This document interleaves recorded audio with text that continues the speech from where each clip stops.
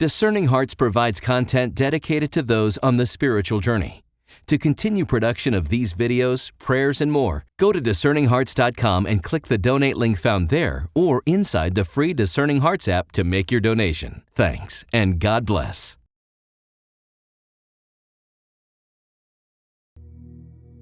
The rule of St. Benedict for daily life: learning to listen to God with a discerning heart. I'm Kris McGregor. Living in Harmony, Episode 36. St. Hildegard now speaks about what healing looks like when it begins to take root. It's not only easing the wounds, it's the return of harmony. Life begins to come back into balance when the soul, the body, and the ordinary work of daily life are brought back into right relation to God. St. Hildegard doesn't treat the human person as split apart by design. She sees body and soul as meant to work together under God's ordering wisdom. When that order begins to be restored, a person becomes steadier, stronger, and more fruitful. This fits the Benedictine way very naturally. The Holy Rule gives shape to time, prayer, work, and rest so that life doesn't remain scattered. Healing is given room to reach the whole person. From St. Hildegard of Bingen, Scivias. In this, humility and charity are brighter than the other virtues, since humility and charity are like a soul and body that possess stronger powers than the other powers of soul and bodily members. How? Humility is like the soul, and charity like the body, and they cannot be separated from each other, but work together, just as soul and body cannot be disjoined, but work together as long as a person lives in the body. St. Hildegard is speaking here about wholeness. We often live as though body and soul were working against one another. We speak as if the body were only a burden, or as if the soul would flourish while the rest of life remains disordered. St. Hildegard doesn't see things that way. She sees the human person as created for unity. The soul gives life, and the body is meant to serve that life. When they begin to move together again, through him, with him, and in him, life becomes more steady, more ordered, and more at peace. That doesn't mean perfection. St. Hildegard's not describing an ideal life with no weakness, fatigue, or struggle. She is speaking about order. A person becomes steadier when life is no longer being pulled apart in every direction. In the Benedictine way, prayer and work are not set against each other. Ora et labora gives a rhythm that helps gather life back together.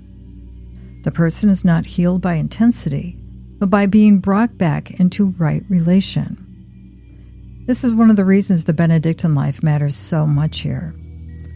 The Holy Rule doesn't leave a person to improvise everything. It gives a form of life.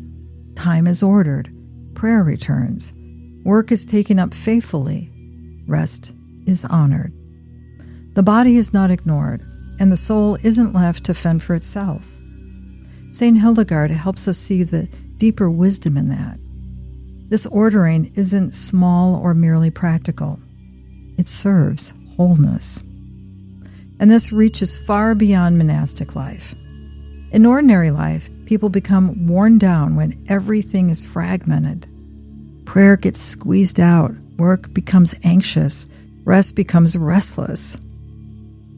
Even the body begins to carry the strain of a divided life.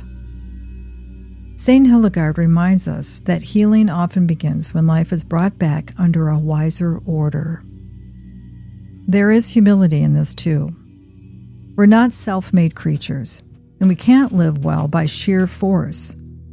We need a way of life that teaches us how to receive time, labor, and limitation under God. That is part of what the Holy Rule does.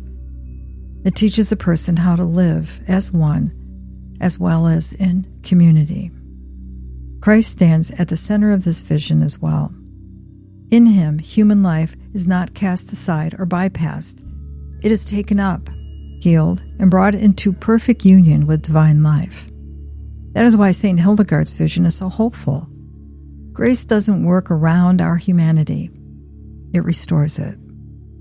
So, when Hildegard speaks about harmony, she's not speaking about comfort or ease. She's speaking about the strength that comes when life is rightly ordered in God. The soul is no longer dragging one way while the rest of life runs another. A person begins to stand more firmly rooted in the strength God gives. In this, humility and charity are brighter than the other virtues, since humility and charity are like a soul and body that possess stronger powers than the other powers of soul and bodily members. How? Humility is like the soul, and charity like the body, and they cannot be separated from each other, but work together, just as soul and body cannot be disjoined, but work together as long as a person lives in the body. Before listening to Scripture, allow your body to settle. Sit or stand in a way that feels steady. Let your posture be natural and unforced. Remain present. This posture supports integration rather than separation. We now turn to the first letter to the Thessalonians, chapter 5, verse 23.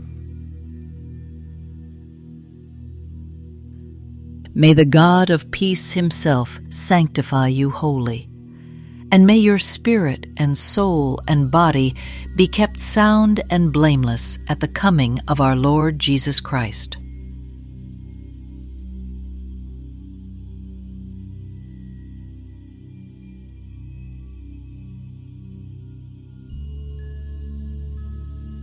May the God of peace himself sanctify you wholly, and may your spirit and soul and body be kept sound and blameless at the coming of our Lord Jesus Christ.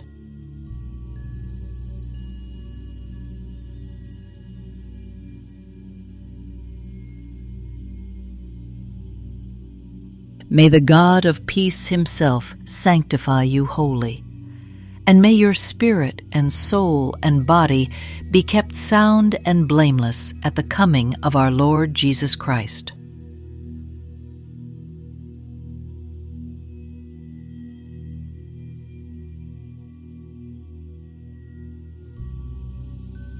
Lord Jesus Christ, you unite what has been divided and restore harmony to our lives.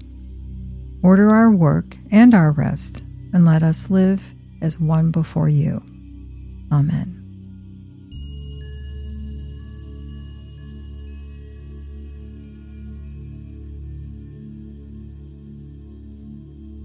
To hear more of these reflections, visit discerninghearts.com, or you can find them in the free Discerning Hearts app or wherever you download your favorite podcasts.